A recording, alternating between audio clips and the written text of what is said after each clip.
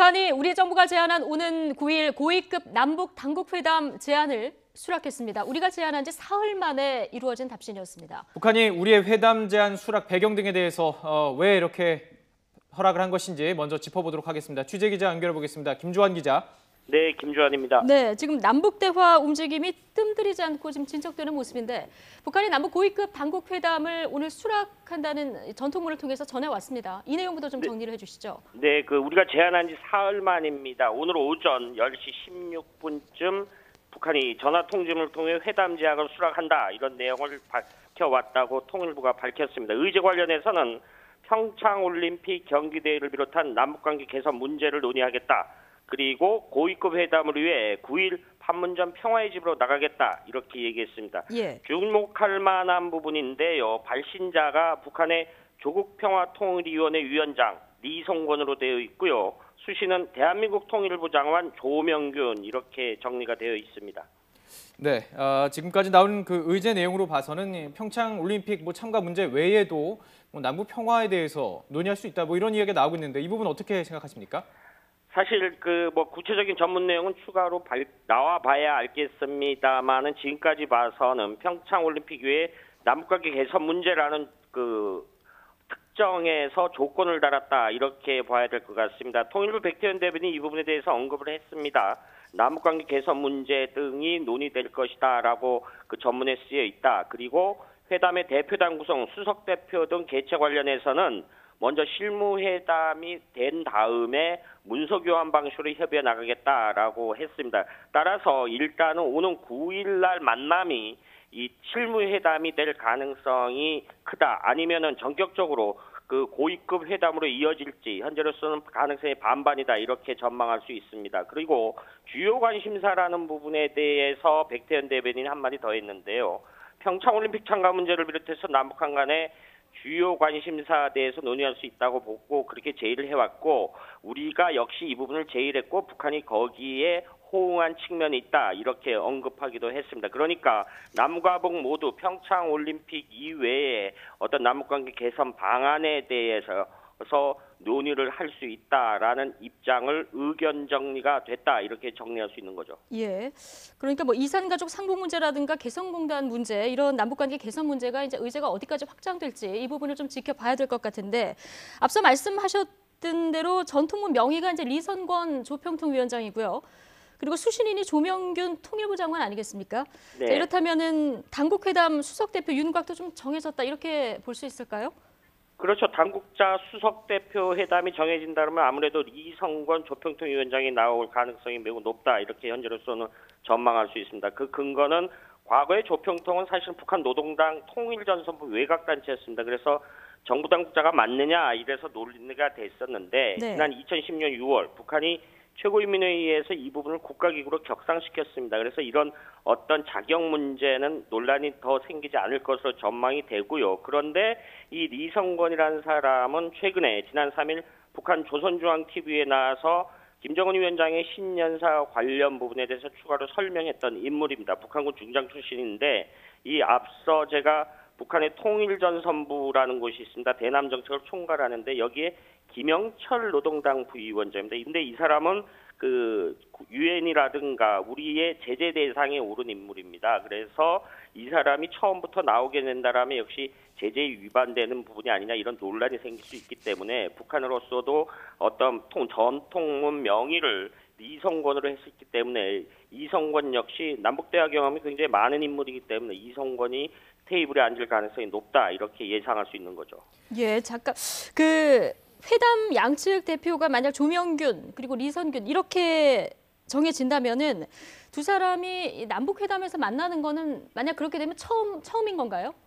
공식 회의 테이블에 만난 거는 처음입니다. 예. 그렇지만 과거 제2차 2002년도로 생각이 되는데요. 그 당시에 평양에서 열린 남북 고위급 회담 때 양측 두 사람 모두 당시에 어떤 배석자, 수행원 자격으로 동행한 적이 있습니다. 그래서 당시 참가했던 한 인사의 전언에 따르면은 그 회담장 주변에 어떤 스쳐 지나갔거나 서로가 누군지는 잘 알 수 있다. 하지만은 지금까지 그 공식 테이블에 앉은 적은 없다. 당시 이성곤이가 2004년부터 한 2000년간의 남북 군사회담 등 굉장히 일련의 회담들이 많았었습니다. 그때 북한군 대표 자격으로 해서 군사회담 수석 대표로 나왔었는데 예. 당시 우리 측 국방부 수석 대표는 당시 문성묵 준장이었습니다. 이 문성묵 준장과는 여러 차례 회담을 한 적이 있죠. 그래서 예. 문성묵 준장의 전언에 따르면은 그 과거에 이성곤이라는 인물이 그렇게 호락호락한 인물이 아니다. 굉장히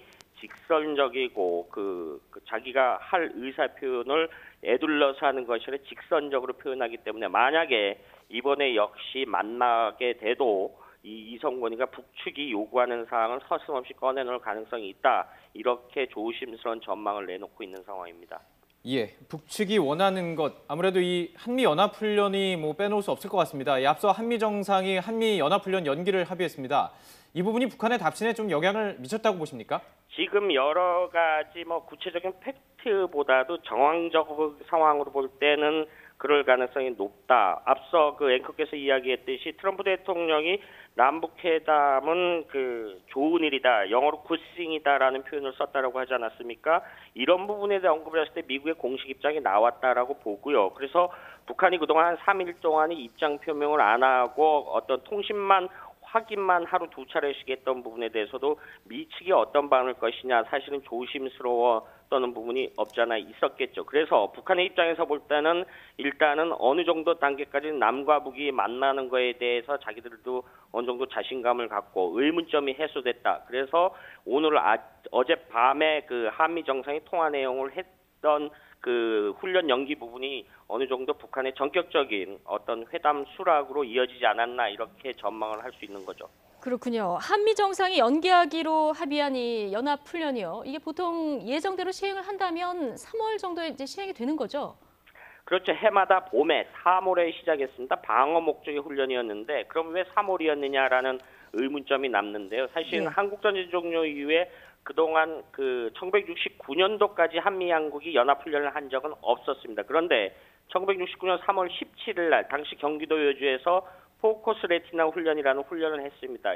이 훈련을 그때 왜 했냐 하면 그 이전에 1968년 한반도 안보 환경이 굉장히 엄중했습니다. 1.1 사태가 있었고요. 그해 10월, 11월에 울진 삼척지구 무장공비 침투 사건이 있었고 그래서 그 이듬해에 3월에 훈련을 했는데 이것이 쭉 이어져 왔고요. 많은 사람들이 생각하는 건 이른바 팀 스피릿 훈련이죠. 이 팀 스피릿 훈련이라는 이름으로 쭉 써오다가 지난 2008년부터 지금에 사용하는 키 리졸브 훈련으로 명칭이 바뀌어서 지금까지 쭉 이어져 온 겁니다.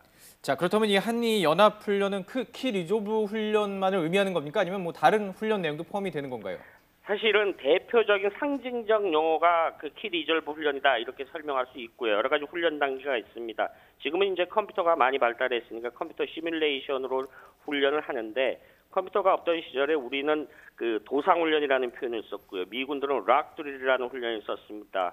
그 지도상에 돌을 갖다 놓고 어떤 군사 부대의 위치를 표현했기 때문에 미군들은 이거를 은어로 락드릴이라는 표현을 지금 더 많이 씁니다. 그런데 이 훈련 과정이 끝나면은 실제 그 계획했던 거를 실제 실행에 옮기는 그러니까 병력과 장비를 실제 동원하는 기동훈련인 4이글이라 그래서 독수리 연습이 있습니다. 이 두 단계를 합쳐서 그냥 한미 연합훈련이다 이런 용어를 사용하는 겁니다. 예, 연합훈련 연기 일단 우려됐던 부분 한 부분이 이제 뭐 해소가 된 건데요. 일단 예정대로 훈련이 진행된다고 하면은 이게 패럴림픽 기간하고 조금 살짝 겹치는 그런 부분이 있었던 거죠. 예, 좀 전에 한미연합사 관계자가 그러지 않아도 국방부에 가서 배경 설명을 했습니다. 구체적인 그 변경 일정은 양측이 조율 중이다. 그런데 작년의 기간을 준용해서 볼 때 작년 키 리졸브 연습이 3월 13일부터 24일이 있었고요. 그리고 독수리 훈련이 3월 1일부터 4월 31일까지 됐습니다. 이거를 올해 맞춰 본다라면은 오는 다음 달 2월 9일부터 25일까지 평창 동계올림픽이 열리고요. 그 이후에 패럴림픽이 열리지 않습니까? 그런데 그렇죠. 패럴림픽이 3월 9일부터 18일까지 열릴 예정입니다. 그러니까 지난해 기간에 비춰볼 때는 한 일주일 정도 겹쳐진다. 그런데 이 부분에 대해서 겹치는 거를 연기를 한 거죠. 그러니까 한 4월쯤부터 훈련이 시작되지 않겠느냐 이런 전망들을 하고 있는 거죠. 예. 자, 그렇다면 이제 한미 양국이 정상이 훈련을 연기하기로 합의했습니다. 그렇다면 계속 연기할 수는 없을 텐데 언제쯤 열리게 되고요? 축소 가능성도 있는 건가요? 네, 지금 그 부분에 대해서 제가 잠깐 언급했습니다. 4월 중순이 유력하다라는 것이 이렇게 국방부 주변에서 나오는 이야기인데 네네. 아직 정확한 날짜는 나오지는 않고 있습니다. 그런데 이 훈련을 더 늦출 수 없는 이유 등이 있습니다. 사실 한미연합 훈련을 할 때 미군 증원 전력이 훈련되는 부분이 있습니다. 이 부분은 미군의 예비군들이 상당수 참가하는 부분이 있거든요. 그래서 그 예비군의 입장에서도 일상적인 생활을 해야 되기 때문에 동원 소집 통지서를 보내야 되겠죠. 이런 부분들을 역산해서 계기를 해보면은 4월 중순이 유력하다. 그런데 더 늦출 수 없는 이유는 한국군도 마찬가지지만 미군은 그 전 세계 그 동맹 관계체를 그 미국과 한미, 미국과 일본, 미국과 호주 이런 특정 국가하고 어떤 방사형 동맹 관계를 맺고 있기 때문에 그들 나라들과도 훈련을 해야 됩니다. 그래서 이런 일정 등이 있기 때문에 더 늦출 수 없다. 그렇다라고 하면 결론은 하나죠. 훈련 일정을 축소할 수밖에 없거나 훈련 규모가 축소될 가능성이 없지 않아 있다. 작년 같은 경우는 전략자산들이 많이 왔습니다. 항공모함이라든가 핵잠수함들이 북한의 도발의 어떤 대응 차원에서 왔는데 이런 어떤 큰 장비들의 이동 일정 등이 있기 때문에 규모도 축소할 수밖에 없다. 현재까지는 모든 것이 가능성입니다. 그래서 확정된 건 아니지만 이렇게 수순이 갈 수밖에 없지 않겠느냐라는 전망들이 나오고 있는 거죠. 네, 김주한 기자 마지막 질문인데요. 한미 연합훈련이 중지되거나 이번처럼 이렇게 미뤄진 것이 과거에 있었습니까? 한 차례 훈련을 안 한 적이 있었습니다. 한 차례요? 1993년입니다.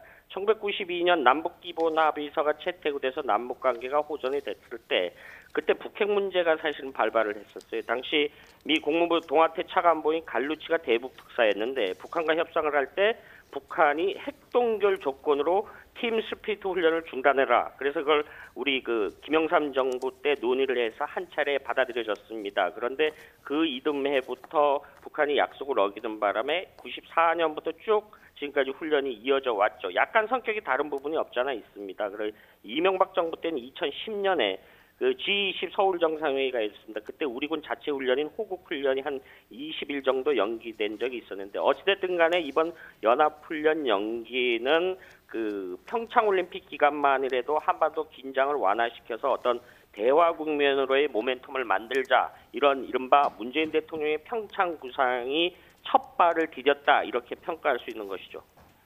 네, 여기까지 듣도록 하겠습니다. 이 고위급 남북 당국 회담 제안, 북한이 제안했던 그 내용과 한미 연합 훈련의 배경까지 자세히 짚어봤습니다. 김주원 기자 감사합니다.